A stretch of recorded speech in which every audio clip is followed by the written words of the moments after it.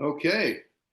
Well, good evening, everybody, and thank you all for attending. This is going to be a swell program tonight, taking action to protect the Chesapeake Bay with Matt Stegman and Johnny Shockley, who will be telling us what we need to do to make the water better for all of us.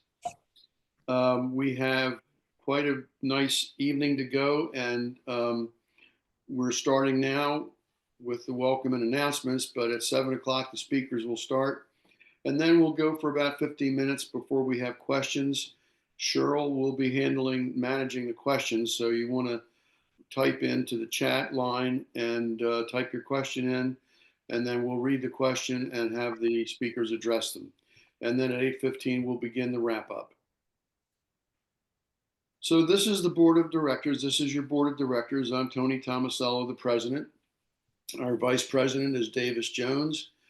Our assistant vice president is Greg Pabst. Our secretary, Bob Thompson, and our treasurer for many, many years, Carl Bart. We have a communication director, Mike Clark. We have a continuing education. Mike Dillon has taken over this year from Alan Karpus. Lauren Olson is our jobs program. Philip Gaithier is our membership program. Cheryl Duvall, of course, is our programs program director. And we have our Dave Sire webmaster. And we now have 3 members at large, Hillary Howes, Alan Karpus, and Robert Doolittle.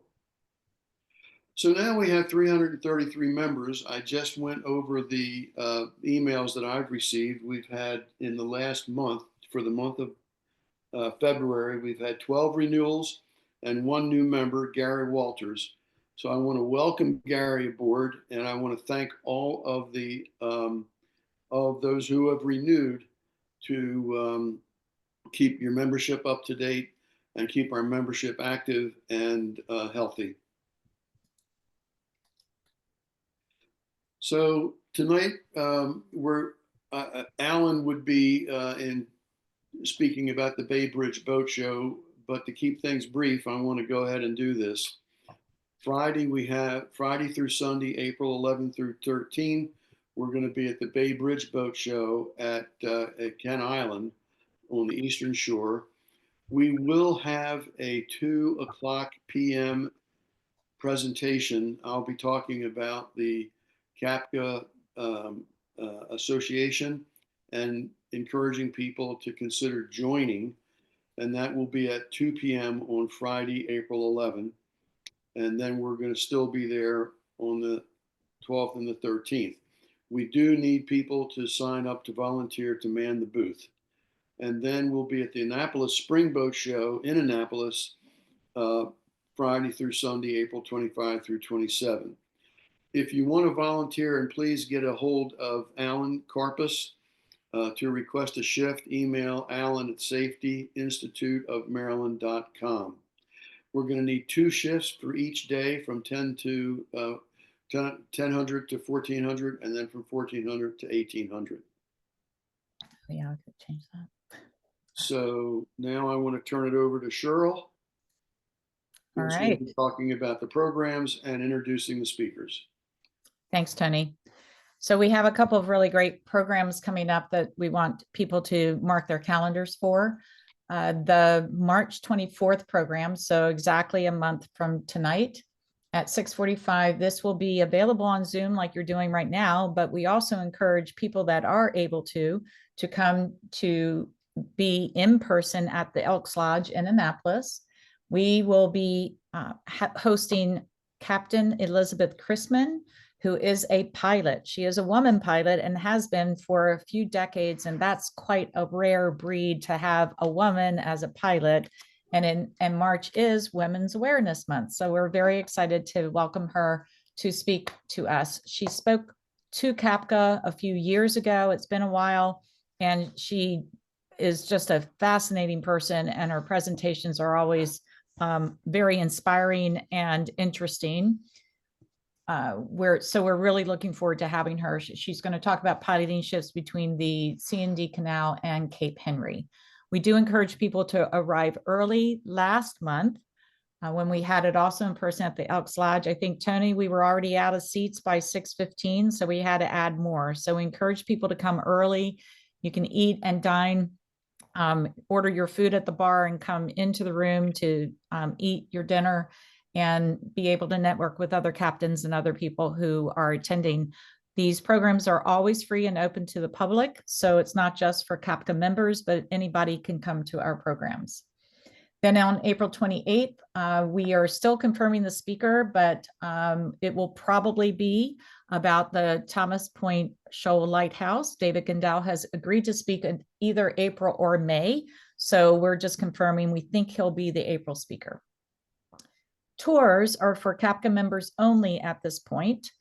We have 14 spots remaining when I went online to look this afternoon for our March 19th tour of the SS John W. Brown, which sits alongside its neighbor of the nuclear ship Savannah.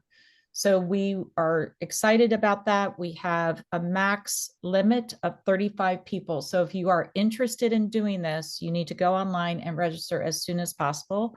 Only 14 spots remaining.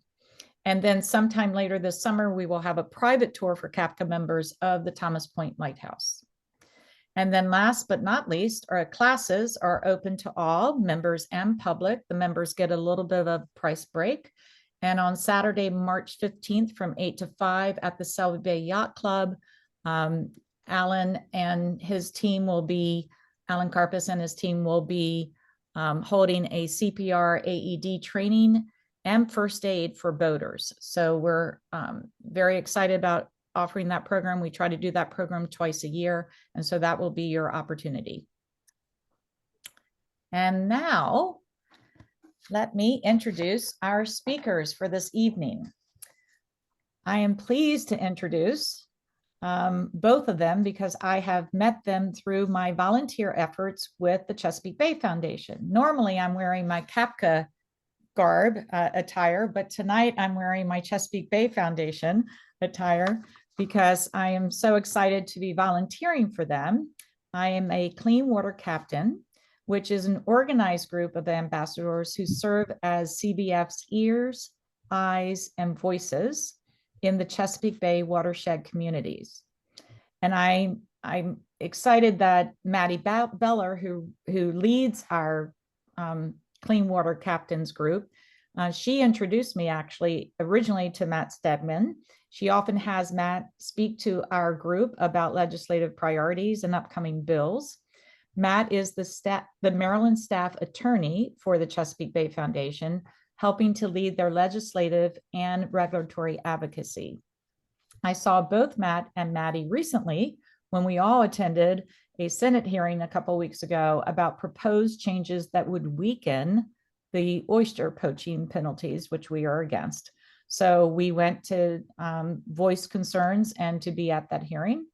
Matt will tell you more about his background when he does his presentation, but I'll add that he lives in the Stony Run watershed in Baltimore City with his wife, 2 children, and a dog. And in his free time, he enjoys hiking, fishing, and obsessively following the Cleveland Guardians. Our second presenter is birthday boy, Johnny Shockley. So we all need to say happy birthday to Johnny. He is spending his evening with us despite having a lot of grandkids and kids in the house. So they're all going to celebrate his birthday when he gets off of our call tonight. But we wanted to say welcome, Johnny, and happy birthday to you. And I really appreciate you spending your birthday with us. I met Johnny exactly 1 year ago when Maddie Beller, who leads our Clean Water Captains, paired the 2 of us and 1 other person on Oyster Lobby Day in Annapolis. And together, 3 of us walked the halls of our state capital and met with state senators and delegates, asking them to support several bills to protect and conserve our bay. I can tell you all, I learned a bunch more about oysters I never knew from Johnny that day. Johnny is a 3rd-generation waterman from Hooper's Island. And surprisingly, he and I had never met, even though I owned a second home on Hooper's for 18 years. And sometimes we say hoopers, some say huppers. So I'll stick with hoopers. We'll see how Johnny says it. But Hoopers Island is located on the eastern shore in Dorchester County. It is just an absolute exquisite, beautiful place. And I miss my house there every day. It is where Johnny was born and raised. And as he says, has water running through his veins. Johnny has crabbed and oystered on the Chesapeake for more than 30 years. Intrigued by the opportunities surrounding aquaculture, he launched Hoopers Island Oyster Company to create a sustainable oyster population and provide a new way forward for Maryland's watermen. In 2019, Johnny co-founded Blue Oyster Environmental to accelerate the growth of oyster aquaculture and the health of the Chesapeake Bay. So thank you, Matt and Johnny, for joining us this evening. And to the attendees, as you think of questions, please place them in the chat, and we'll open the floor for questions after both speakers have presented. And I'll now stop sharing my screen and turn the mic over to Matt Stegman. So Matt, hopefully you'll be able to share your screen. Yep, pulling that up now. So if somebody can just give me a thumbs up that we can see everything all right. Not quite. Yes, there it There is. you go. Okay, great. So yeah, I'm going to give you a update about the goings on in the 2025 Maryland General Assembly. I'm gonna try to be a little bit fun and upbeat, but unfortunately, this is not the greatest of sessions for the environment in the Bay, and a lot of it is just trying to muddle through and do the best that we can. So with that, I'll get right into it. Little bit about sorry. There we go. A little bit about the Chesapeake Bay Foundation and who we are. First off, this is our headquarters in the Bay Ridge community in Annapolis, the Philip Merrill Environmental Education Center. This is the headquarters for the entire organization watershed wide, but we do have offices in addition to the Merrill Center in Pennsylvania and Virginia as well. And it's a really cool place. If you have not had the opportunity to get out there, we would very much love to host you sometime. So CBF, we've been around for a while, established in 1967 as a nonprofit education and advocacy organization. Like I said, we work throughout the Bay watershed, and we have offices and education programs and on the ground restoration programs in Pennsylvania, Maryland, Virginia, District of Columbia. We have just under 200 staff people all throughout the watershed, spread between all of those things. And we are a member-based organization. At last count, we had over 200,000 members all throughout the country. And that includes over 71,000 people right here in the state of Maryland. The photo here, this is a picture from our Oyster Lobby Day last year. We have one coming up here in a couple weeks in mid-March, but it was a really cool event where we toasted some oysters out in front of the State House and had legislators and members of the governor's cabinet and all sorts of folks come out and enjoy some fresh shucked oysters and learn a little bit. One of the major things that we do is policy change, and that's what I'm going to talk about tonight. A couple ways that we go about making change. We do direct lobbying. I myself am a registered lobbyist in the state of Maryland. We do grassroots advocacy through our Clean Water Captains program, through other different programs. We engage in the regulatory process in the state. Writing letters and working with state agencies on regulations. And occasionally we have an entirely different team of attorneys than myself. I work with our litigation team, but thank goodness that's not the kind of law that I do. But we do have a litigation team that works throughout the watershed that occasionally has to sue polluters and governments to keep our waterways clean. One thing that I also wanted to talk about is some of the, since this is a group of captains, some of the vessels that we have for the different programs that we have.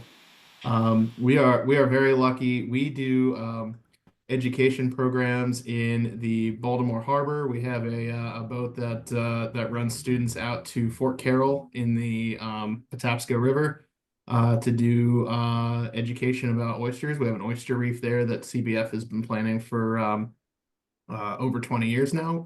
It's actually very cool. We had last time I was out there was in September. We had some legislators, members of the State House Environment and Transportation Committee. We took them out, and it's the oyster reef at Fort Carroll there is right next to the Key Bridge site. So the supports are still up. It's real eerie and real strange to see it. You know, to see it up close, and it's a kind of really gives you a sense of perspective for how big the bridge was, how big the ship was that crashed into it.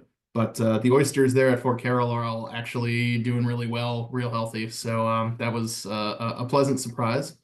We have another on the water education program in the Potomac River down in Washington, D.C. And we have a couple boats that we run um, out of the marina in Crisfield for our island education programs. We have educational facilities on Smith Island in Maryland and just next to Tangier Island in Virginia. And then I think our pride and joy is probably our custom built 40-foot oyster restoration vessel, the Patricia Campbell, that's docked in Shadyside in Anne Arundel County, Maryland. But we sail it all over for different oyster restoration projects that we do. A little bit about me. So I am not originally from the Chesapeake Bay watershed. I grew up in Ohio, about a mile away from Lake Erie. So that is where I spent my time as a kid. Hey, Margaret.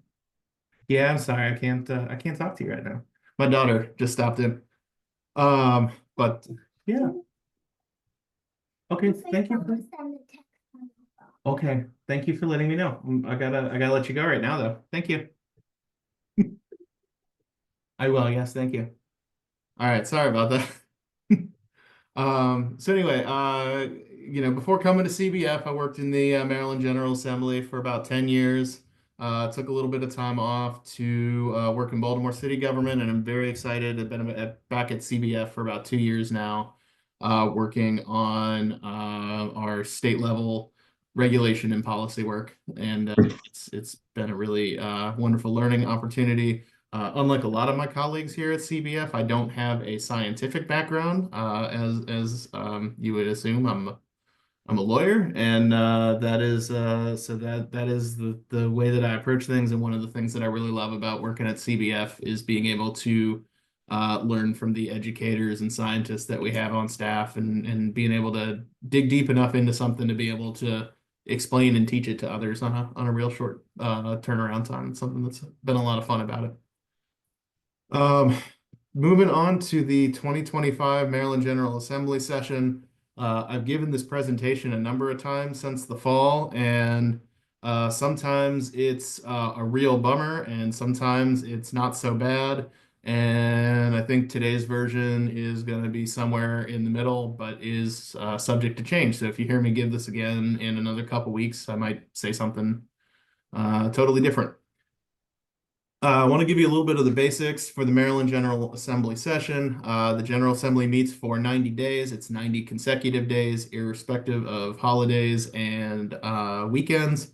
So they convene the second Wednesday of January, and they meet through the second Monday of April. So this year, that means they will go through April 7th.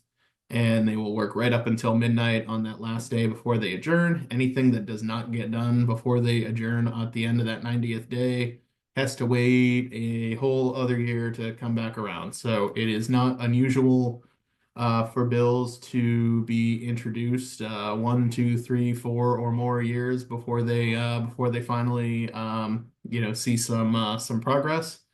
But it's a very fast pace, very packed 90 days, and that is what they do. There are a lot of legislators in relation to the size of Maryland. There are 188 members of the General Assembly. 47 senators and 141 delegates, roughly 3 delegates per Senate district, not exactly. You know, don't need to get into the weeds of how they do the districting, but it's basically 3 delegates for 1 senator. And bills can start in the House, the Senate, both. It's real common to see bills introduced in both chambers so they can work through the process simultaneously.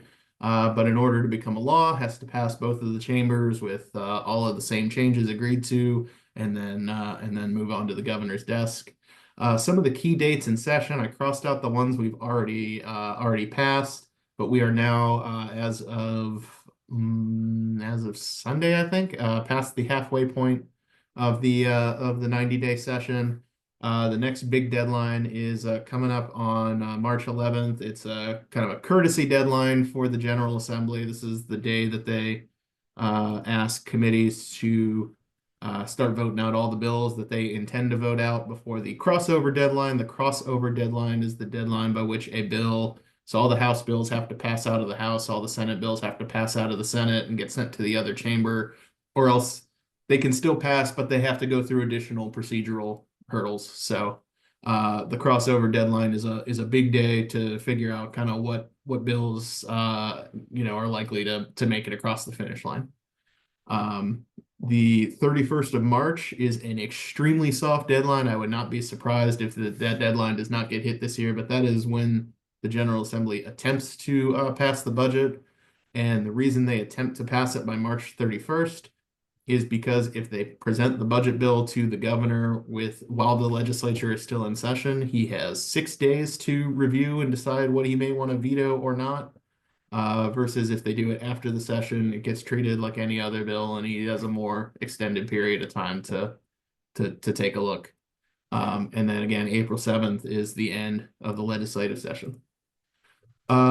Big picture, what's going on with this session? The number one issue is the state budget.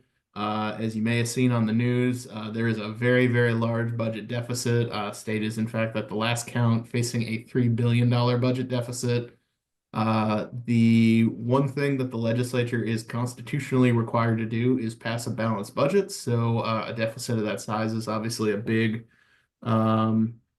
issue, and is by far the number one thing that the legislature is trying to work through. As of right now, there are still several $100 million in spending cuts that the General Assembly needs to identify from the governor's budget. Even before they find money for any of the things that they want to prioritize that the governor didn't fund. So there are basically every and anything is potentially on the chopping block. And we got some news fresh off the press on that this afternoon that I'll talk about in a little bit here. A couple things that may be of interest to this group particularly. Also, big picture, Governor Moore has made leadership on issues surrounding the Chesapeake Bay one of his core issues, and that is something that he has remained committed to. But the reality of the budget situation means that a lot of those promises are a little bit less ambitious than I think what we were hoping for a couple of years ago when he came into office. It's the third year of a 4-year term. Usually this is when we see just an absolute huge number of bills because you have a lot of legislators that are looking around, either planning to run for higher office or running for re-election and starting to think about, man, I really need to have some accomplishments to go run on and talk to people about. So you get a lot of bills that come through, and obviously not all of them are going to make it through the process, but it's a lot of stuff to keep track of and a lot of stuff to hear. And one of the real biggest things that is defining the early part, the first half of this session, is just the incredible uncertainty about what's going on at the federal level with the new Trump administration and what that means for the state of Maryland. So not making any comment on the merit or value of any of those changes, but obviously because of our location, anything that happens to the federal workforce has a huge impact on the state of Maryland. Many state agencies have a lot of federal funds and federal programs that pass through, and it has been really difficult for for all levels of government, but especially the state government, to really just have an understanding of what's going on and what they can expect going forward. As I said, the budget is the biggest thing going on this session, and want to share a little bit of the basics on that because it's a little bit different than what folks may be used to with some of the other pieces of legislation. The governor starts the budget process in the state of Maryland. So the governor and his team write the budget and present a fully formed budget to the legislature. Like I said, it is the only constitutional requirement at the end of the session that they pass a balanced budget. So, the legislature could take the governor's budget day one and pass it and call it a day, and they don't actually have to do any of the other thousands of things that they will do during the 90-day session. But the formulation of the budget and as it comes out is a really closely held secret. So a lot of the things that go into it, we don't know about until everybody knows. So we have really good relationships with a number of folks who serve in the governor's cabinet. In fact, the Secretary of Natural Resources used to be my boss at CBF. And the one thing that he was absolutely not able to tell us was anything that was going to go into the state budget. When we talk about the budget, it's actually three separate pieces of legislation. So there's the operating budget, which is stuff for the current fiscal year, programs, salaries, that kind of thing. The capital budget, which is generally anything that has a 15-year or longer usable life. So equipment, land, that sort of stuff. And then the third piece is it's called the BRFA, the Budget Reconciliation and Financing Act. Legislation in Annapolis generally has to comply with what's called the single subject rule, which means one bill is about one thing. But for the BRFA, the one thing it is about is balancing current, prior, and future budgets. So it can touch on literally every aspect of state government. This is where they'll, go and change different funding formulas, things that says, the governor will fund something will become the governor may fund something. And in fact, they're not going to do it for the next, 5 fiscal years. So the BRFAs are really tricky pieces of legislation, and where I think a lot of stuff happens in the budget in a way that's not super opaque for citizens. The General Assembly, this is sort of new. It used to be they could only cut money out of the governor's budget. Now they're able to cut money, add restrictions to funding, so they can say, agencies aren't going to receive their full allocation until, certain conditions are met. And they can actually reallocate money out of programs into other programs. The one kind of major restriction is that the governor sets the total size of spending for the state. So the governor sets the size of the state budget.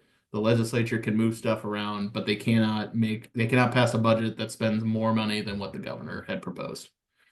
It alternates each year which chamber of the legislature takes the lead in the budget process, and it just so happens that this year it's the House of Delegates. And then even after the budget goes through the entire legislative process, the governor still has a line item veto. So even after everything else goes through, the governor still has kind of one final say. He can't veto the entire budget bill, but he can veto specific line items.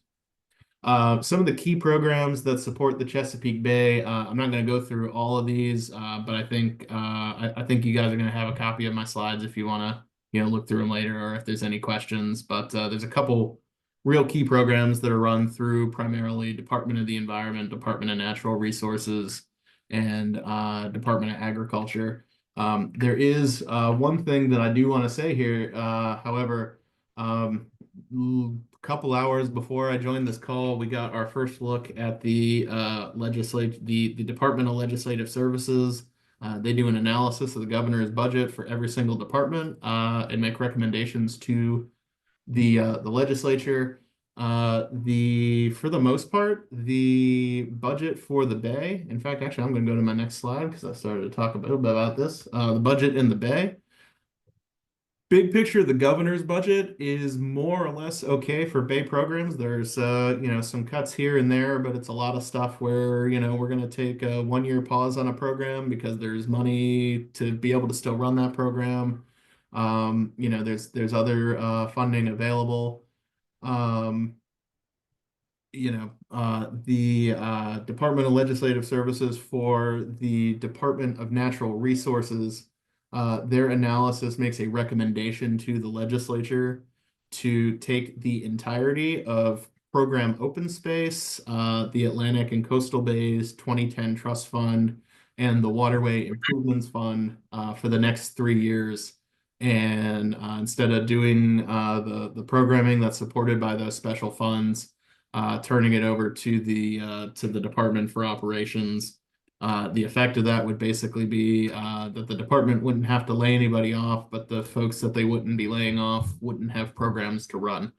And I think the Waterway Improvement Fund especially is probably something that is would be of interest to this group because that's the pot of money that.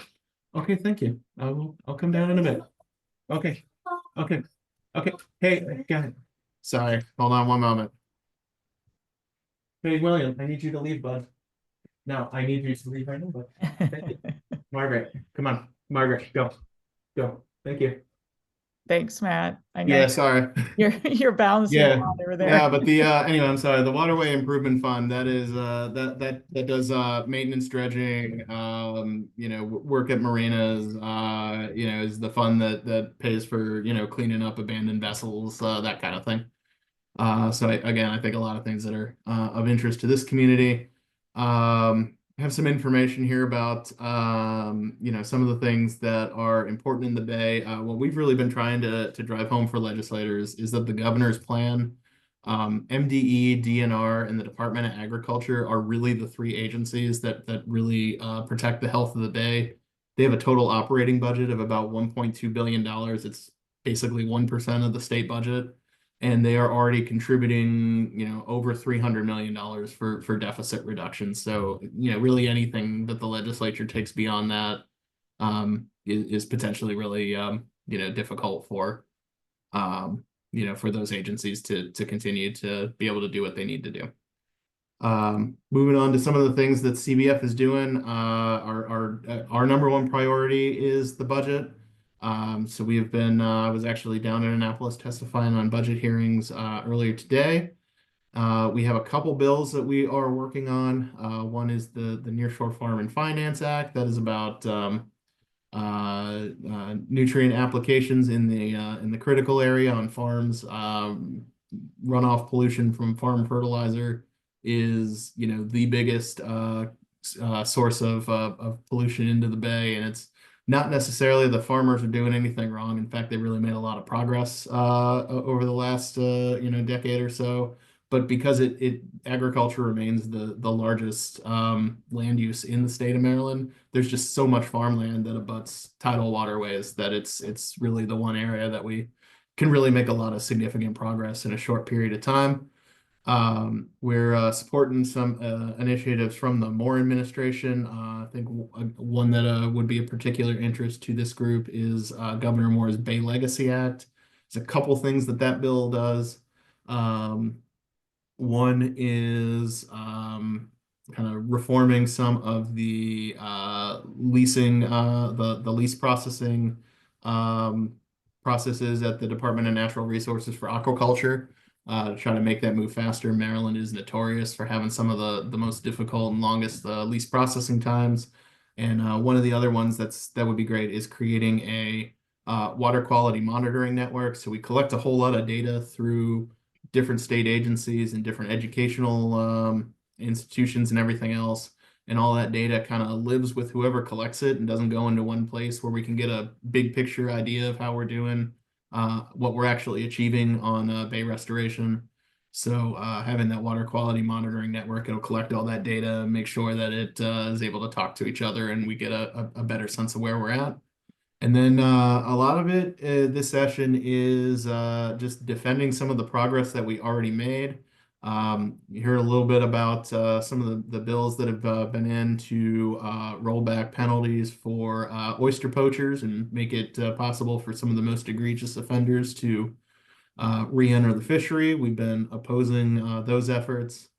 There's a whole bunch of different fishery legislation, some of it rolling back oversight and making changes that the fishermen themselves are not asking for. So we've been at the table for those kind of saying, what are we doing here? And then also just looking at federal What are you government guys and doing? everything that's happening there, Looking at the calendar and getting involved in your what life. and then just what is happening at the federal level and what that means for the Bay. Real quick, just some things around the watershed. Pennsylvania, they have a legislature that meets year round, so they are kind of sitting around at the moment. They have a couple special elections that are they have a really very closely defined divided lower house, and they have a couple special elections that they're waiting on that'll determine one way or the other, who's going to be in charge of that chamber. But the governor did introduce his budget recently, and one of the new initiatives there is a $50 million Clean Streams Fund aimed at reducing agricultural pollution in rivers and streams that abut farms. Virginia, their session just ended. They had actually a large budget surplus that they invested in a number of Bay related items. One thing that was a little bit of a disappointment, CBF and others have been pushing for a study about the Bay's menhaden population. That is, of course, a huge issue across the watershed, but especially in Virginia. And that amendment got all the way up to the kind of final budget package and was pulled out at the 11th hour. So that's something we'll keep trying on, but didn't happen this year. And then just otherwise in Virginia, there's a lot of ongoing issues related to renewable energy and data centers and, where and how we're going to make electricity and how we're going to get it to where it needs to go. Finally, talking a little bit about what you can do to get involved, and there may be some more questions about this later. If you're interested in policy and legislation, the easiest thing to do is to talk to your legislators, and that is something that CBF and other groups are happy to help connect you. But you can also just look them up and call their offices. I can tell you from having worked in a legislative offices, it is a shockingly small number of people that need to call to get something on a elected official's radar. If we get 10 calls or emails about some bill, that is all of a sudden something that we would be looking at and saying, what's going on here? Why are people interested in this? Why are we getting these calls? So it really does make a difference. Talk to friends and colleagues. A lot of people don't even think to engage in the legislative process. Find groups like CBF and others that can keep you informed. During the 90-day session, things really change very fast. Like I said, we had been seeing budget analyses for different agencies coming out that looked pretty good, pretty much like what we expect. And then we saw the Department of Natural Resources today, and it's kind of we're all in fire drill mode now. In terms of engaging with the policy process, the more personal touch and time you can put into it, the more effective it is. So anything you can do in person, testifying at a meeting, attending a town hall, going to your legislator's office, that's going to be the most effective. Anything that is personal, a phone call, some kind of personal email or letter. And then, the least impactful, but still very important is, form letters, emails, social media posts. Like I said, it's a real, you think like, oh my goodness, what's my one email going to do? And it really does make a difference because it does not take a whole lot to get this on folks' radar. If you are interested in supporting restoration, be more than happy to talk to you offline about the Clean Water Captains Program. CBF also has our Voices program, which is kind of a more focused advocacy and sort of general, watershed training. We do tons of tree plantings, and if you are lucky enough to have access to a dock or some water, we do have our oyster gardening program, and we are always looking for folks to sign up for that. And if you have any young people that that are interested in getting involved, We do a ton of youth programming. We do a lot of in-school programs. We have experiential learning programs, both during the summer and during the school year. I mentioned our 2 island education programs at Smith Island and Tangier. And then we have our Student Leaders Program, which is a year-round program for high school juniors and seniors. And we actually had our Maryland student leaders down in Annapolis last week for a lobby day. So they were there for the House hearing on the oyster poaching bill. And they actually ended up having a heart-to-heart talk with Governor Moore, because they ran into him in the basement of the State House while they were eating lunch. So it was a really cool program, really good day for them. And again, we would love to have you involved in any capacity with whatever time you have. And just, again, want to put one maybe final plug in for the oyster gardening program, especially.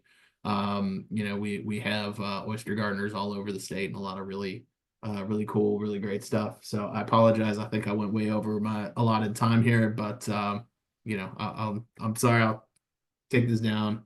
And finally, I know this is going to go out later, but my contact information. So anything that we don't get to tonight that you want to follow up on, please feel free to give me a call, shoot me a text, shoot me an email, anything that's on your mind that you want to talk about legislative wise.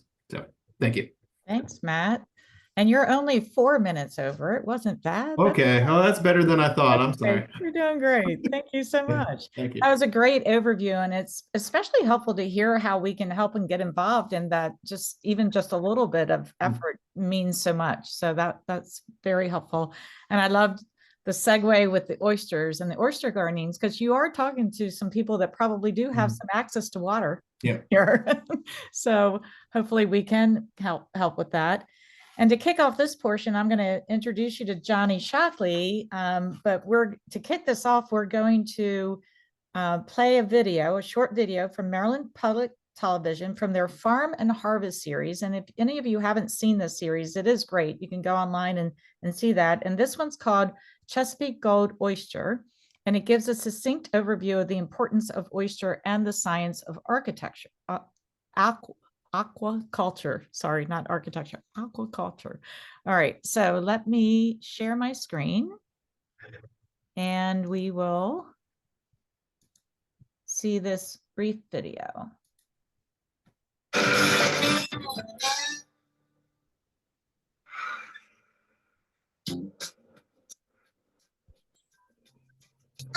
It's another gorgeous day on the water just off the coast of Cooper's Island in Dorchester County.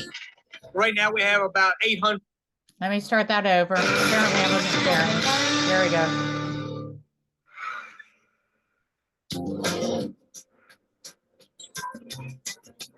It's another gorgeous day on the water just off the coast of Cooper's Island in Dorchester County.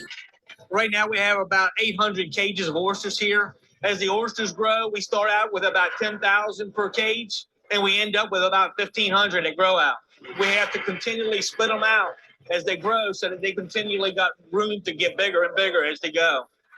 During the spring, the busiest time of the year, they harvest about 17,000 oysters a day. Each one is processed right on the boat. The tumbler that we're using here today is mainly meant to just clean the silt and wash the oyster off. The mouth-watering mollusks are sorted by size. That will determine how they're marketed. Employees use UV lights on the oysters to kill any bacteria. They reach their destination the very next day. Back in the 1880s, there were enough oysters to filter the Chesapeake Bay once every 3 days, and enough to supply 1/2 of the world's yearly demand. They were prized enough to start the Oyster Wars, a violent turf war fought on the water by pirates, watermen, and authorities from Maryland and Virginia. The battles lasted from the 1880s through the late 1950s. Around that same time, overfishing, pollution, and disease started to send the oyster population plunging. It's now less than 1% of what it once was. More Chesapeake oysters, whether they're wild or grown in cages, can help make the bay cleaner for everyone. Had we been able to sustain our production of the late 1800s and to the early 1900s, this industry would rival the orange industry of Central Florida or the coal mine industry of West Virginia. with oyster aquaculture, I see that potential. The history of the Maryland oyster industry is part of Johnny's personal history. He's a lifelong waterman, following in the footsteps of his father, who also spent most of his life as a traditional Chesapeake Bay waterman. Together, father and son made the shift from fishing to growing. I saw the economic possibilities here, but yet I still had that water running through my veins. I just wanted to stay with my way of life. Johnny's son Jordan works with them. He's a marine biologist specializing in larvae, growing algae, and how oysters spawn. They're pretty hard to see in the water column with the naked eye. And when we get them in 3 million bundles, which is about the size of a golf ball. So they're not very big. The larvae float around for a while before they attach to tiny pieces of ground up oyster shell.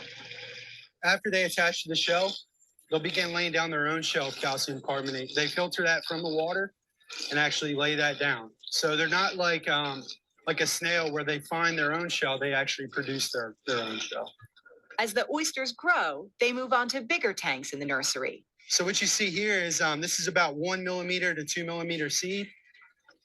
That's probably about 2 to 3 weeks old in our system. As we move down, we get a little bit bigger, probably anywhere from 2 to 4 millimeter seed. You heard right. Tiny oysters are called seed. Pretty appropriate for a farm on the water. When it's warm enough, the whole process happens outside. In the winter months, things move inside. No matter what, when they're a little bigger than half an inch, they move out to the bay in cages. These oysters are sterile, which means they don't waste precious energy spawning. Instead, they keep growing. That means there's year-round demand and always plenty of harvesting, shucking, and packing to be done. Here on Cooper's Island, where oysters are both a heritage and now a future. All right. So hopefully that was a good introduction to Johnny, his family, oysters, and aquaculture. And so Johnny, I have a few questions for you about farming oysters, but first, I want to ask you a question that might be on other minds as well here.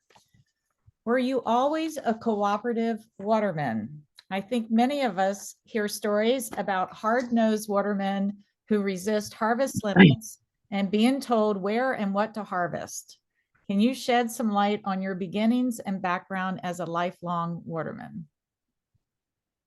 First of all, I want to thank your organization for having me tonight, and I greatly respect the Bay captains and been affiliated with them in across my career, from the ship captains to pilots, and when we're drifting fish nets in the middle of the winter, in the middle of the bay back in the day, and we had to communicate with those guys coming up the bay or coming down the bay.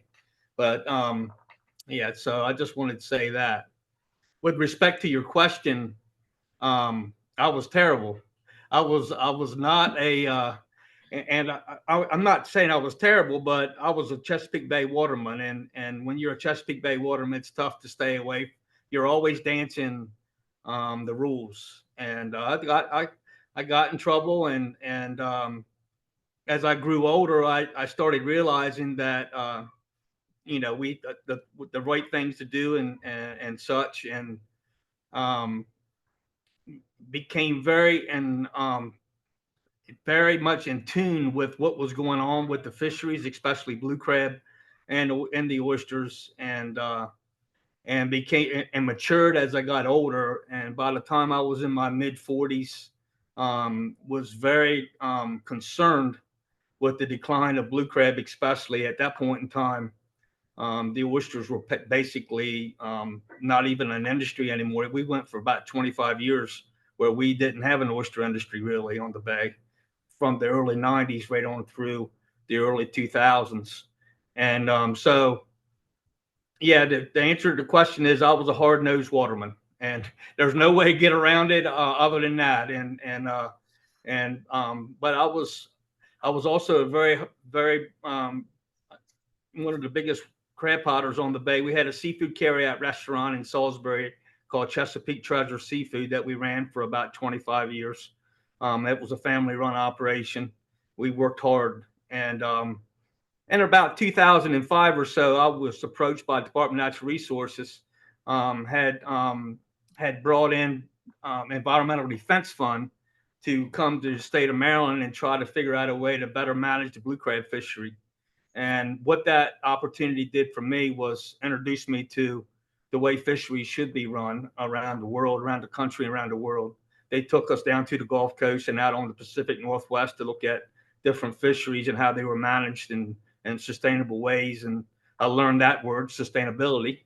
And so I kind of went through about 5 or 6 years of really getting myself up to speed on how to fix the blue crab fishery.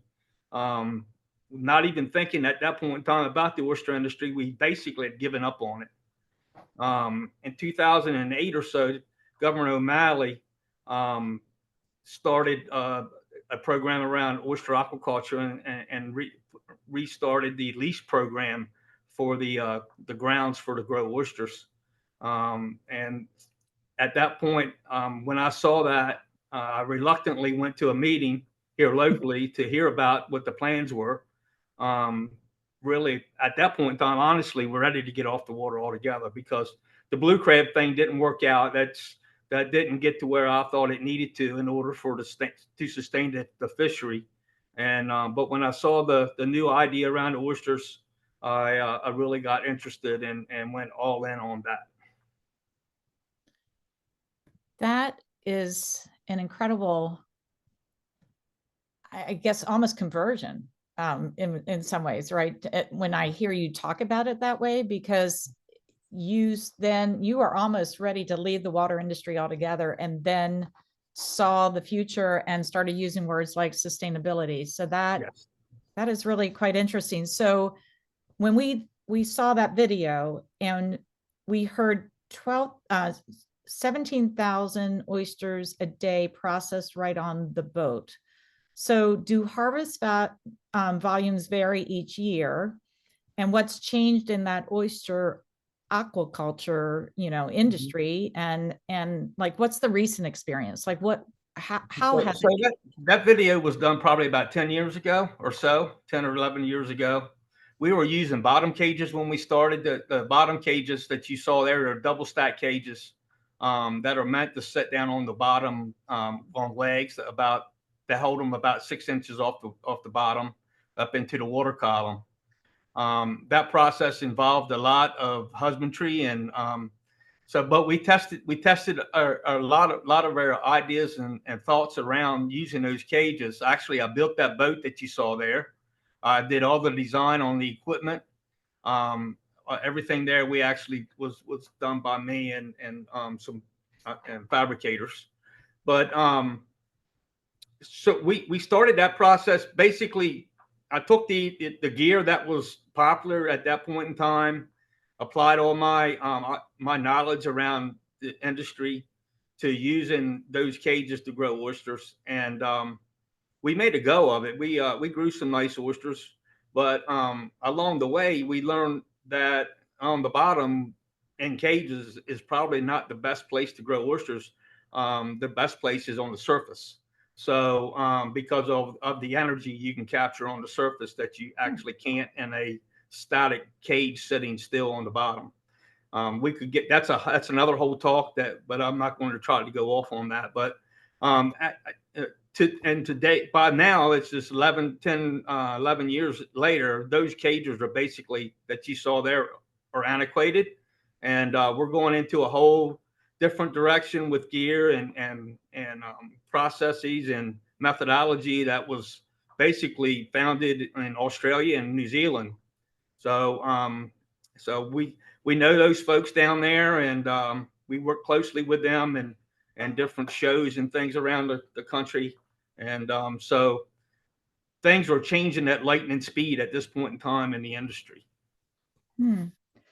So it sounds then like, and we saw your son, right? We saw your dad, we saw your son, and your son clearly shares your passion for farming oysters. And that was a big shift to go from, harvesting in the traditional way years ago to this kind of farming.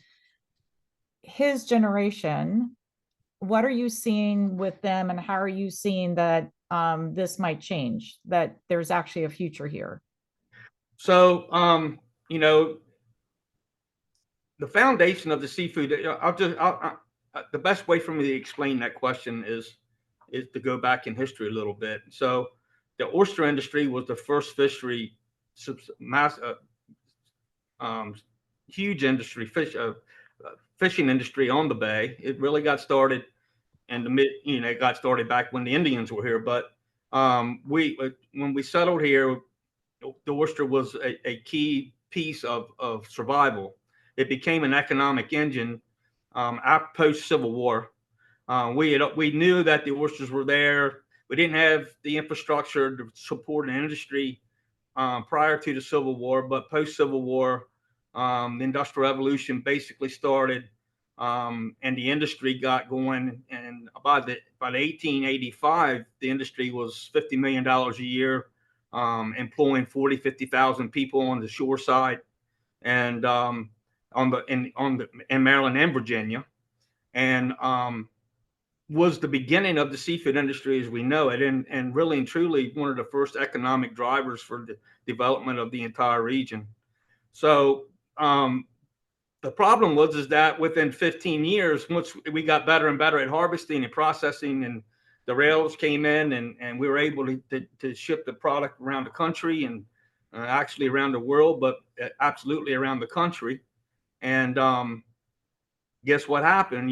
Within 15 years, what it took Mother Nature 10,000 to do, based on some of the science reports as how old the bay is, we basically had fished out 50% of the oysters that were there, and had to keep getting better at what we were doing in order to keep being able to make a living doing it. So, when you get 50 out and you get real good, and you keep right on rolling with good numbers, and all at one time, everything collapses. So that's what happened by early 1900s. So we had to go searching for a new industry, for a new fishery, and that was basically the blue crab. We had to replace we had to find a way to maintain the infrastructure that had been developed around the oyster, and the blue crab became it. The oyster started fading away, and the blue crab started rising up. And about the mid 60s, early 70s, we got just as efficient at harvesting blue crab and marketing and processing it as we had with the oyster. And so where we landed is that we quickly overfished the blue crab, and that's why I got involved with the Environmental Defense Fund. And by the early 1990s, the blue crab was seeing the same demise as the oyster had, except the oyster now was facing massive environmental problems, and in order to continue to be able to recruit and such. And so the answer to that, with respect to the young folks, is that they've come along and really wanted to get involved into the industry and to the heritage, but they had nothing left to work with. And that's why oyster aquaculture is basically the way forward for the entire fisheries, in my opinion. And so to summarize what I just said, we went through about 200-year revolution, and getting to where we were by the early 2000s. And now then, what I did is I sat down and really give a lot of thought, trying to figure out all these things. And what I decided is that we had to start over again with the oysters, but we had to do that in a sustainable way. And we had to include every economic opportunity we could to the process, which included nutrient trading and environmental impact with the oysters, because the oysters were actually are there naturally to do that work. And so economic incentive has great power and energy, and that energy and power is what incentivized us to basically fish everything out of the bay. And so the idea with Blue Oyster Environmental was that we had to create an economic incentive to put the oysters back. And then because we had the sustainable practices, and we needed to develop infrastructure to produce that larvae that you saw there, that seed. We had to make a business out of doing that. And so, and that was the idea about to get us where we are now. And so, and also to create opportunity for young folks, not only as on a boat or a processing facility, but also now then, my son has got a marine biology degree from Salisbury. He and a lot of these folks that are now getting involved in the industry from the hatchery side or PhDs and masters and these types of different degrees and skill sets. So what I see got excited about is the opportunity to be able to bring an age-old fishery and practice and heritage back in a way that we could sustain and party for. You know, that's everyone wanted to stop eating oysters. The idea before aquaculture is we had to shut down the fishery, and that just would have been a terrible idea. And so where we are now is the public fishery, because of aquaculture being there 12 months a year and keeping product in the marketplace, has opened up doors for the public fisheries and the traditional watermen also. So Johnny, then based on that, do your fellow watermen, like the people that you grew up with, the people that you're working with alongside of, some might even be your competitors, right? Are other watermen seeing this as an opportunity, or are you just one of the few lone ones out there trying something new? So we've got other folks that are watermen just like I have been all my life and gotten into the business and doing just great. I think that there will be a lot more, you know, once we create new infrastructure that supports the needs of aquaculture.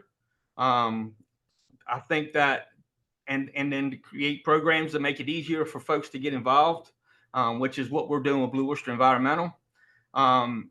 We believe that you know, folks are going to really love what we're doing with aquaculture as it's developing and getting more efficient, and we're learning more about what we're doing. It's going to, I think that the folks will absolutely be getting involved. That's great. So it really sounds very hopeful for the future. I'm watching our time, and we want to open it up to questions, but let me just play like a minute or so of this video that you shared with me. And this is not something that is out for publication quite yet. That's right. And we record our meetings. So is this okay that we? Yes, that's fine. Okay. All right. So let me share this just about a minute or so, and then we'll open it to questions. 200 miles of majesty, breathtaking, bountiful, a national treasure, our Chesapeake Bay, where we live, work, and play. But hidden beneath the surface, a vulnerable ecosystem fights ongoing threats, casting a shadow over the bay's once thriving communities. Yet even in the darkest waters, there is hope. It all starts with a small yet mighty hero, as old as the earth itself, the oyster. Not only healing and shielding our shores, but breathing life into our watershed communities, nourishing bodies and bolstering economies. But the oyster cannot do it alone. It needs our help. We are Blue Oyster, guardians of the Chesapeake Bay, igniting a revolution in its waters and beyond. We are the architects of an entire ecosystem of opportunity. With every oyster we harvest and every barrier we break, we're not just pushing boundaries, we're redefining them. We stand at the forefront of a new era where tradition meets technology, and together we're discovering what's possible, setting new standards for sustainability and ecological stewardship. We're not just restoring our waterways, we're rebuilding a legacy. Let me open it up to questions. Please, anyone, go ahead and type your questions into the chat. And these are questions for both Johnny and Matt. And thank you again, Johnny, for all of that overview, and happy birthday again for spending your birthday evening with us. We do have a question about the video said that the oyster fishery declined to about 1% of the original level. can you estimate where it stands now and what is the trend? And that's probably a question for you and for possibly Matt too, because I know that CBF tracks some of that. Yeah, so in the last 5 years or so, we've had some really good recruitment in the public fishery, and the public fishery has made a rebound. I would still not put the fishery beyond maybe 1 to 3% of what it was historically, and you know, and I don't expect the public fishery to get beyond that at this point in time because it's going to be limited. We're never going to allow the same thing happen that happened in the past. Our upside is with aquaculture.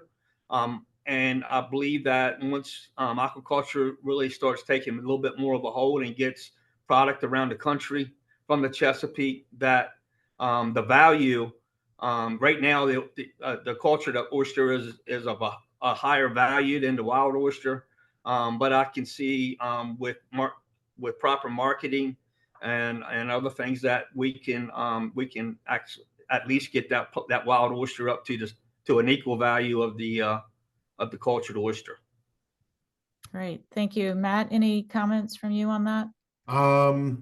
Yeah, just to say, so I'm gonna drop a link in the chat here to our 2024 oyster report that talks a lot about how the populations are doing, both both the commercial populations and the what we've been doing for sanctuaries. But yeah, it's steady progress. But I was in a budget hearing today talking about it's steady progress, but it requires a sustained effort and sustained investment. So yeah, I know there was a term that was used, Johnny, you mentioned nutrient trading.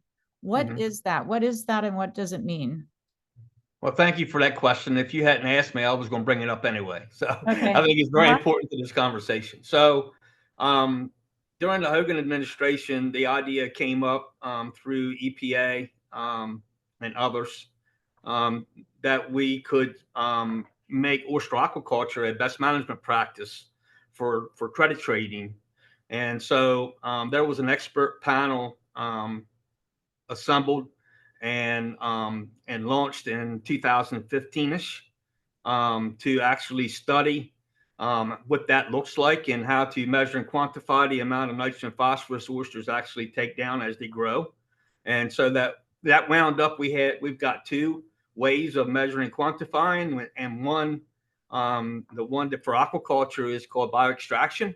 So we actually can measure the amount of nitrogen and phosphorus that is assimilated in the meat of the oyster as it grows. And then once we harvest that oyster, we can quantify the amount of nitrogen and phosphorus the oyster has assimilated in its meat by its size and its ploidy. So as you heard mentioned in the piece there, the oysters we grow are a triploid. That means they've got three sets of chromosomes, and because they have odd set of chromosomes, they do not reproduce. We do not want our oysters reproducing. It causes the quality of the meat to diminish, and our oysters, because they are a triploid, they grow twice as fast as what a wild oyster does. So we can typically get an oyster to market in about a year and a half or about 18 months. Whereas it takes a wild oyster about 3 years to get in the market. So is Blue Oyster Environmental is a leader in that platform, and we actually got our first state contract about 3 weeks ago from Clean Water Commerce for it's a public information. It's $500,000 contract over 10 years that guarantees us that $500,000 for the nutrient environmental impact our oysters have as they grow. So that is a big one for us because it's the first major deal that's been done around nutrient trading in the world with oysters. So we are a leader in the world. Blue Oyster Environmental is a major leader in the world. This back to oysters as a environmental tool for cleaning the bay. You broke up there for a second, but I think you caught back up. Congratulations. That's an amazing accomplishment to get that funding. Yes. Grant. Yeah. And we've been working at that. It's been a work in progress, but I fully feel that as I said earlier, we were economically incentivized to take the oysters out of the bay. And so that was Because of what we're doing now, we're going to be economically incentivized to grow tons and tons of oysters, and we're going to be, and that process will accelerate by way of the consumption of the oyster also. So because all of these things that we're lacking right now, like shell for restoration projects and such, as you saw in that video, we start with a piece of shell that's 300 micron in size. It's like sand. We actually trick the oyster larvae into attaching to each one of those little bits of shell, and then starting the go through metamorphosis on that 300 micron shell. And so we can take 1 bushel of shell and have enough substrate to work with for a whole season. And so we had no impact on the shell supply to the bay. We actually manufacture shell and protein as we grow. And now then we can measure, quantify the amount of nitrogen and phosphorus that those oysters take down, and be able to sell those back to folks who are impacted under their discharge permits for mitigation purposes. So the other process that we can measure and quantify is denitrification, which is, that's not harvesting the oyster at all. That's just building mitigation banks, restoration projects that are meant to generate nutrient credits by way of denitrification, to also be sold back to folks who need to mitigate nitrogen and phosphorus around the bay, including our state government. Wow. So that we have a great question in the chat that goes exactly to, I think, what other people are thinking on here. I love to eat oysters, but I don't really understand how they clean water without being toxic themselves. Like, they're cleaning it and then we're eating it. So are we ingesting toxins? No. Number one, oysters can't be grown in any area that's tested monthly or bi-monthly by the Department of Health for different pollutants. E. coli, the main one, is what they look for. We also have Vibrio bacteria and such that are naturally occurring Vibrio that are in every oyster. We are tightly regulated with respect to harvest times and such. The way this goes is the nutrients that are running off into the bay are proliferating phytoplanktons. The phytoplanktons have no filter feeders to take them down, and that was their natural enemy back in the day when the bay was filtering itself by way of oysters once a week. What that meant is that it was eating up all the phytoplankton, and that's what it's filtering out. Actually, sediment and phytoplankton. Phytoplankton is taking down the bad stuff. It's treating. Phytoplankton's a plant, so it sees that nutrient runoff as fertilizer, and so because there is no filter feeders, the phytoplankton proliferates, overperforms, clouds the water. And then it goes and it dies, settles to the bottom, and then causes toxic conditions at the bottom of the bay. What we need, the way that the oysters fix that is that they're not polluted by the nutrients. They actually consume the phytoplankton, which is food for them, just like cows eat grass that's been fertilized. So they take down that phytoplankton and actually help balance those levels of phytoplankton in the bay. And they also take down the sediment. Oysters are incredible animals. They actually take that phytoplankton, they spin it up, they run it through their digestive system. When it comes out as pseudofeces. The poop that comes out is spun up in little strands, and then that settles down to the bottom and goes through a natural process called denitrification. Bacteria attack that pseudo bacteria, attack it, break it down, and then send it back in the atmosphere as nitrogen gas. So that's the process. So no, there is no impact from eating that phytoplankton unless you're in an area that's closed for shellfish harvesting, which is where you've got a problem with E. coli and things like that that are coming out of sewer plants. The nitrogen is not the issue. It's the other bad stuff that, and in that case, those waters would not be open for shellfish consumption. Okay. So Matt, I have a question about, like, if people are listening to all this and they know that you said, if you're interested in being an oyster gardener and you've got access to, water, what would it mean? What does it, if I said I wanted to be an oyster gardener, or I'm a member of a yacht club and maybe our members would be interested in starting an oyster garden at the yacht club. Other people might not have water themselves, but might have their boats at a marina, and the marina might be right. Yeah. What would it mean? Like, we're not going to go out necessarily and be everything Johnny is, but what could we do?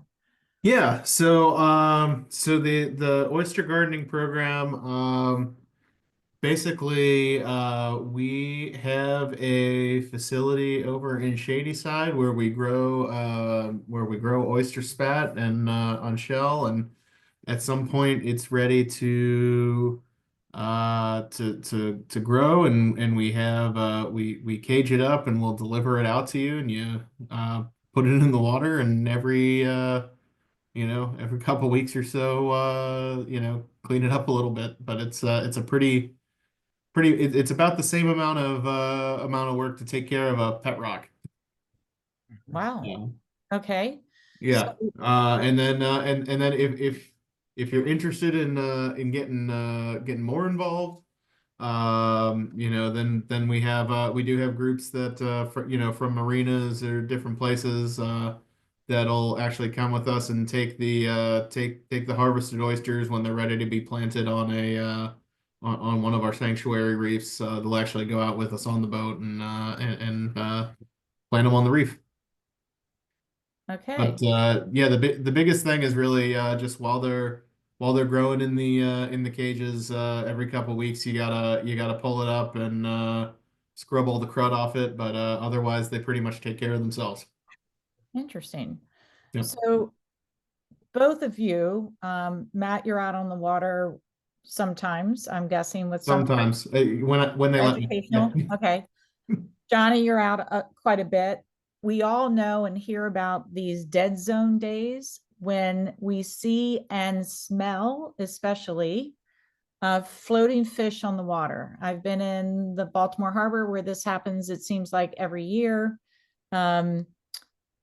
What if we're captains on it? Like, I now work for Watermark and I'm on a tour boat taking people through, and it's one of those awful days when we have those dead zones.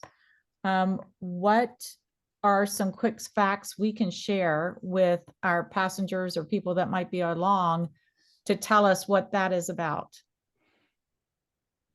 Like, what do we say when people, because it's smelly, it's nasty looking. We could have visitors visiting, and I've been there where people are visiting and all of a sudden we're out on the bay. So do we tell them about what causes the dead zones? What do we do about it? Do we complain to our legislators when it happens and that gets them to pay more attention to the bay? Like, what happens with that? I'll start with you. I think Johnny is back. I think we lost him for a second, but I think I saw. Okay. I'm back. I'm sorry. I lost that's all right. I lost my Wi-Fi. Okay. All right. I just threw Matt the question about the dead zones and the floating fish on the water. Yeah, so I mean, this is something that we certainly see plenty in the Potomac and the Patapsco with our environmental ed programs, and in some ways, depending on the circumstances, it can be a bit of a educational opportunity. When I mentioned before, we had some legislators out on the water in Baltimore in September, and it was a couple a couple weeks after there had been an incident, and it gave us an opportunity to, to educate them a little bit about the impacts of stormwater runoff.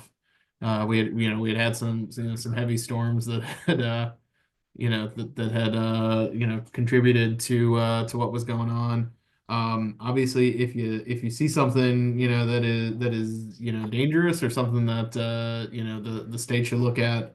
Maryland Department of the Environment has a pollution reporting hotline, both for emergency and non-emergency incidents. So depending on the nature of it, it can be a learning experience, or something that you want to call in and make sure that the state's aware of. Pete Carrico, you put a couple comments in. You mentioned the toxic algae blooms. You used a more technical term than I know, but I also noticed earlier, and I might have missed it, you had some comments about the Susquehanna menhaden nutrients from farming. I asked about some of that, but were those questions, or were you commenting? You can take yourself off of mute if you're on mute. Do you have questions about the PF?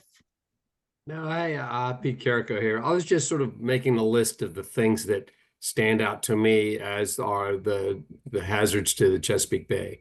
Okay. The menhaden fishery down in Virginia, the and nutrient runoffs from farms, certainly pollution from, our metropolitan centers, and another one is PFAS, which I was thinking about mentioning. I know of Chesapeake.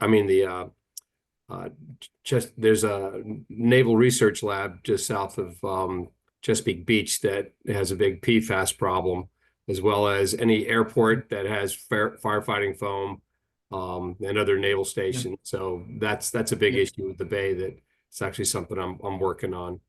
Yeah, airports, firefighting facilities, military bases, all the things we have tons of in Maryland. Yeah, no kidding. And so, Matt, you put in the chat the MDE Emergency Pollution Reporting Hotline. So thank you for sharing that. Would that be for? Oh, the other thing. For anything that would, anything that is, an immediate, threat to public health, whether that's, air, land, water, chemicals, dead animals, anything that you see that's kind of immediate, like, looks unsafe. And then anything that's a non-emergency, there's a form on the MDE website that folks can fill out. Okay, and one question I didn't ask you earlier, about, I can't remember if you had it in your presentation, about the bottle bill. Is that dead, or is it still possible? And do they want? No, it's that's very much alive. Thank you for you tell people asking about that. Yeah, about sending a photo in or something. Yeah, Captains are on the water all the time. Yeah, so one of the kind of big environmental bills that is I mentioned that bills, when they don't make it by the end of the 90 days, have an opportunity to come back, many times. The bottle bill is one that's come back many times. Supposed to be a bottle deposit like they have in Michigan, New York, other states. So the bill that they have this year, it's sort of working in tandem with some other bills that are about having extended packaging responsibility for the folks who make containers. But that bill had two really great hearings in the House and Senate, and nothing further has happened, but those hearings just happened in the last week or two. So those bills are very, very much still alive. Okay. And I think, talking about how long I've been around the General Assembly, when I first worked there, I worked for the Environmental Matters Committee. And I remember when the counties came in opposing the bottle bill because recyclable material was a valuable commodity that they couldn't possibly divert out of their other streams. And then by the time I came back working for CBF, the counties were opposed because all recycling is useless junk that they can't even give away. So, right. Funny how things change over time. But I think the bill they have this year is, really, really thoughtful, and they're in a very good place. And I know that they were asking us to take photos if we see pollution bottles in the water and then send it into somebody. Do you have the link as to? Ooh, that was we were not one of the leaders on that campaign, so I can find that for you and send it. I don't have it immediately handy. Just let me know later, Yeah. and we'll put it. We always write up an article summarizing our presentations like this, and so we could put that in there. Okay, yeah, that would be. I'll get that to you. Okay, I have one more question before I wanted to ask anybody else that has a question, please put it in the chat or take yourself off of mute. And then I have a final question for both Johnny and Matt as we start to wrap up and let Johnny get to his birthday party. Many of our captains are on the bay or about to be on the bay several times a week as the spring season rolls around. We're with customers, we're either for instruction or tours. What would be 3 to 5 critical facts about the bay that we could share with customers that would help raise awareness about conservation efforts? Like what we have an opportunity, a unique opportunity when we're out with people on the water. So what is it, like just a couple of things that we could share with them that might really impact them? I would say one of the things is, and this is where I step up for the my waterman community. You know, as I've said, I stepped out because and recognized a lot of problems within our practices that's caused problems over the years, or you know, for the bay. But also, these folks who are out there working the water is they're extremely important to the heritage of the bay, the culture of the bay, and for the future of the bay, because those same communities and folks were responsible for doing all the things that I spoke of earlier in this talk about overfishing and when you really look back to it and dig down into it, you think they were given the job of taking out the oysters, and they did a great job at it.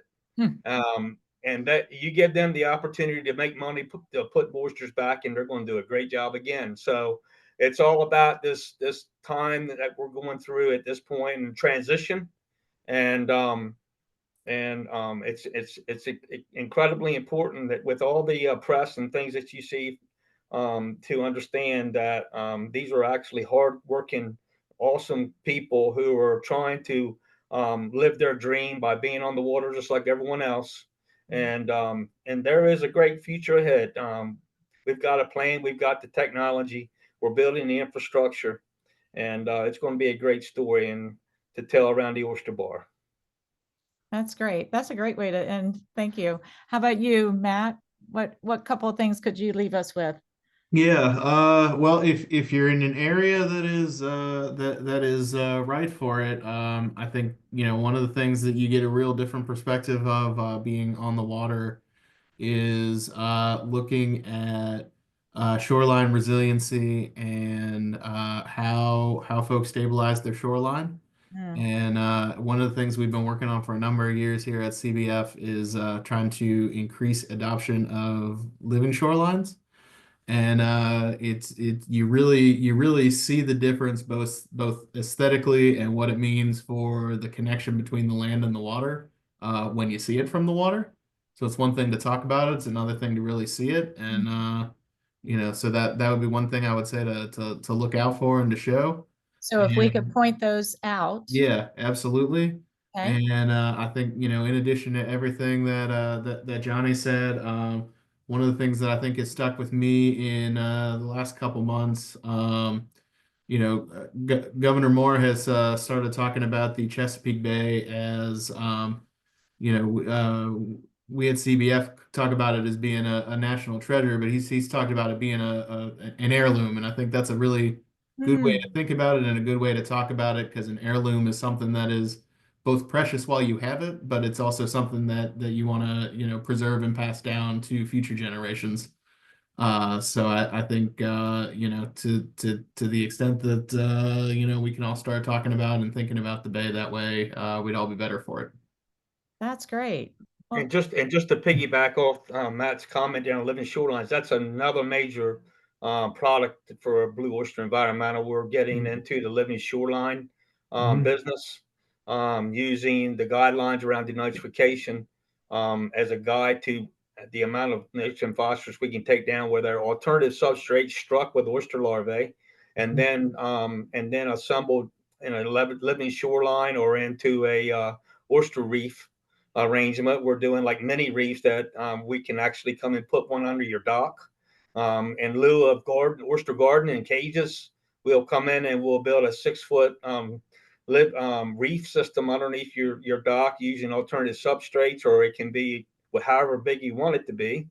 And then as we continue to develop how we're going to sell these credits, we could even see in the future whereas we could continue with those projects and then represent that landowner into actually selling the nutrient credits that are coming from their mini reef system that's under their pier, for instance, which is going to create incredible biohabitat and do incredible good things for these communities around the bay. So living shorelines is definitely the future, along with mitigation banks, putting an economic incentive and putting these systems in place is the key to the future of the bay. Awesome. Well, gentlemen, thank you so very much. I mean, this has been very educational. Let me share my screen one last time here so that we can say thank you to you and give your contact information for anyone on this call that wants to reach back out. And just for those that are on the call and didn't hear me say this earlier, this is Hooper's Island, where I used to own my home overlooking Barren Island, and where Johnny knows these waters incredibly well. So it's just been really great to spend the evening with you both. Thank you so much, Johnny, especially for it being your birthday. Matt, especially for you taking time away from your kids and your family, and Johnny the same. So really appreciate, we know that your time is valuable, and we've really enjoyed having your expertise shared with us. You've given us a lot to think about. Like I said, we will post a summary of this presentation. The actual recording will be available later, but then the summary gets written and shared on our newsletter, which all of our members receive, and beyond that with our email list. So with that, on behalf of CAPCA, I thank you very much and hope you enjoy the rest of your evening. Thank you. Thank you. Pleasure to be here with you. Thank you. Yeah, All right. a pleasure. Thanks. Thank you. Happy birthday, Johnny. Thank you.